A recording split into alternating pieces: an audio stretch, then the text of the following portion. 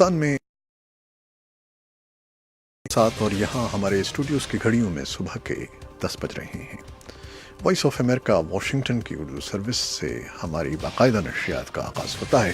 پہلے گھنٹے کے لیے میں ہوں آپ کا میزبان خالد حمید۔ جیسا کہ آپ دیکھ رہے ہیں فیس بک لائیو پر ہم آپ کے سامنے ہیں، اور ویب سائٹ اور ریڈیو پر ہمارا یہ 1 گھنٹے کا نیوز شو جاری رہے گا۔ تو آغاز کرتے ہیں پہلے آج کی اہم خبروں کی سرخیوں سے۔ ایون فیلڈ ریفرنس میں مجرمان کی جانب سے دائر اپیلوں پر اسلام آباد ہائی کورٹ نے تحریری حکم نامہ جاری کر دیا ہے، اور اسلام آباد ہائی کورٹ نے سماجی رابطے کی ویب سائٹ ٹویٹر کی توہین رسالت کا مواد ہٹانے کے لیے 1 ہفتے کی مہلت دے دی ہے۔ ڈپٹی انسپکٹر جنرل پولیس محکمہ انسداد دہشت گردی اعتزاز احمد گرایا نے کہا ہے کہ ضلع مستونگ کے علاقے درین گڑھ کے خودکش حملہ آور کی شناخت ہو گئی ہے۔ اور پاکستان میں ایک سوشل میڈیا اور امن کے لیے سرگرم کارکن جو پچھلے دسمبر سے لاپتہ تھے، اب منظر عام پر آ گئے ہیں۔ بھارت کی مشرقی بندرگاہ کے قریب خلیج بنگال میں طوفانی لہروں کے نتیجے میں 3 کشتیاں الٹنے کے نتیجے میں 19 ماہی گیر ہلاک ہو گئے ہیں۔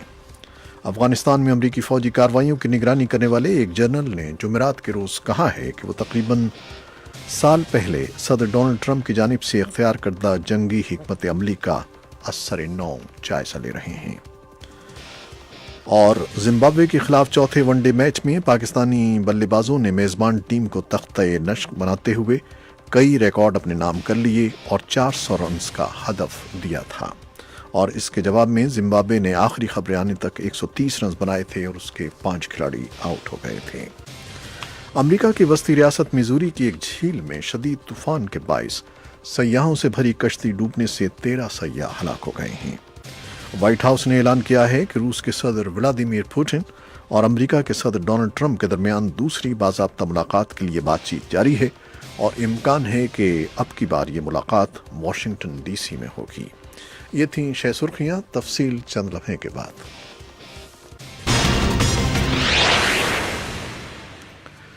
خبریں اب تفصیل کے ساتھ۔ ایون فیلڈ ریفرنس میں مجرمان کی جانب سے دائر اپیلوں پر اسلام آباد ہائی کورٹ نے تحریری حکم نامہ جاری کر دیا ہے۔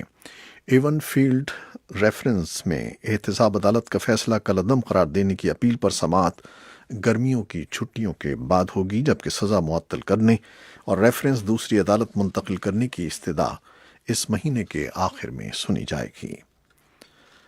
اسلام آباد ہائی کورٹ کے جسٹس محسن اختر کیانی اور جسٹس میاں گل حسن اورنگزیب کی جانب سے تحریر کیے گئے حکم نامے میں کہا گیا ہے کہ اسلام آباد ہائی کورٹ میں گرمیوں کی چھٹیاں ہیں۔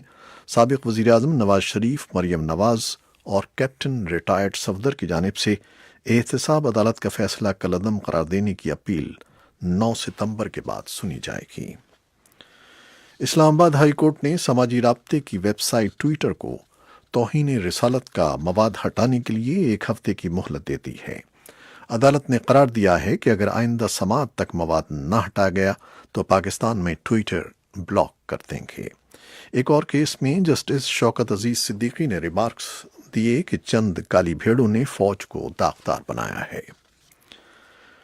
اور ادھر ڈپٹی انسپکٹر جنرل پولیس محکمہ انسداد دہشت گردی اعتزاز احمد گرایا نے کہا ہے کہ ضلع مستونگ کے علاقے درن گڑھ کے خودکش حملہ آور کی شناخت ہو گئی ہے۔ جمعرات کو کوئٹہ میں اخباری کانفرنس سے خطاب کرتے ہوئے اعتزاز گرایا نے خودکش حملہ آور کا نام حفیظ نواز ولد محمد نواز بتایا، اور کہا کہ ابتدائی تحقیق سے معلوم ہوا ہے کہ خودکش حملہ آور چوتھی صف میں بیٹھا تھا۔ انہوں نے بتایا کہ یہ نوابزادہ سراج رئیسانی کے سیکیورٹی انچارج نے جب حملہ آور کو اسٹیج کے قریب آنے سے روکا تو اس نے اپنے جسم کے ساتھ بندھی بارودی مواد میں دھماکہ کر دیا۔ پاکستان میں ایک سوشل میڈیا اور امن کے لیے سرگرم کارکن جو پچھلے دسمبر سے لاپتہ تھے، اب منظر عام پر آ گئے ہیں۔ پولیس کا کہنا ہے کہ رضا خان پچھلے ہفتے لاہور واپس پہنچ گئے، لیکن مزید تفصیلات فراہم نہیں کیں۔ خان پچھلے سال سے لاپتہ تھے۔ اس سے پہلے انہوں نے شدت پسندی اور توہین مذہب کے اوپر ایک کھلا مکالمہ منعقد کیا تھا اور حکومت پر سخت تنقید کی تھی۔ وہ پاکستان اور بھارت کے درمیان دوستی کے بھی حامی تھے اور آغاز دوستی مہم کے سرگرم کارکن تھے۔ پاکستان کی حکومت اور فوج نے سرگرم کارکنوں کی گمشدگی میں ملوث ہونے سے ہمیشہ انکار کیا ہے۔ بھارت کی مشرقی بندرگاہ کے قریب خلیج بنگال میں طوفانی لہروں کے نتیجے میں 3 کشتیاں الٹ گئیں، جن میں 19 ماہی گیر ہلاک ہونے کا خدشہ ہے۔ امدادی ٹیمیں ہوور کرافٹس اور ہوائی جہاز کی مدد سے سمندر میں لاپتہ ماہی گیروں کو تلاش کر رہی ہیں۔ افغانستان میں امریکی فوجی کارروائیوں کی نگرانی کرنے والے ایک جنرل نے جمعرات کے روز کہا کہ وہ تقریباً 1 سال پہلے صدر ڈونلڈ ٹرمپ کی جانب سے اختیار کردہ جنگی حکمت عملی کا اثر نو جائزہ لے رہے ہیں۔ جنرل جوزف واٹل نے کہا کہ ان کے جائزے میں ان پہلوؤں کو زیر غور لایا جائے گا جن سے طالبان کے ساتھ افغان حکومت کے امن مذاکرات کے حصول کا امکان بہتر بنانے میں مدد ملے۔ پچھلے سال اگست میں صدر ٹرمپ نے افغان جنگ میں امریکہ کی شمولیت کے خاتمے سے متعلق حکمت عملی کے اثر نو جائزے کا اعلان کیا تھا۔ ان کی حکمت عملی میں طالبان پر زیادہ فوجی دباؤ ڈالنا، پاکستان سے مزید تعاون کی درخواست کرنا اور امن مذاکرات شروع کرنے پر توجہ مرکوز کرنا شامل تھا۔